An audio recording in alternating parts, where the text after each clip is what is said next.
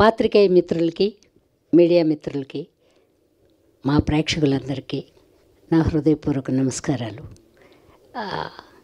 పెళ్ళికాని ప్రసాద్ ఒక్కడే కాదు, మా డైరెక్టర్ గారికి కూడా ఇంకా పెళ్లి కాలేదు. ఆయన పెళ్ళికాని ప్రసాదే.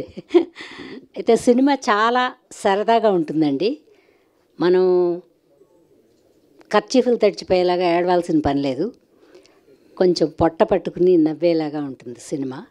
కథ చాలా లైటర్ వేగా ఉంటుంది. ముందుగా మేము చెప్పకూడదు, మీరు చూసి ఎలా ఉందని మాకు చెప్పాలి.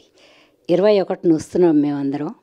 మీరు థియేటర్లో ₹1 పెట్టుబడి ఈ సినిమా కోసం పెట్టినా అది ఆనందంగా ఇంటికి వెళ్తారు.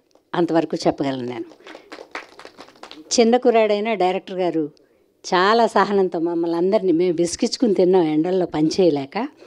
అయినా కూడా ఒక్క మాట కూడా పొల్లు మాట మాట్లాడకుండా చిన్న కుర్రాడైన చాలా బాగా తీసాడు సినిమా.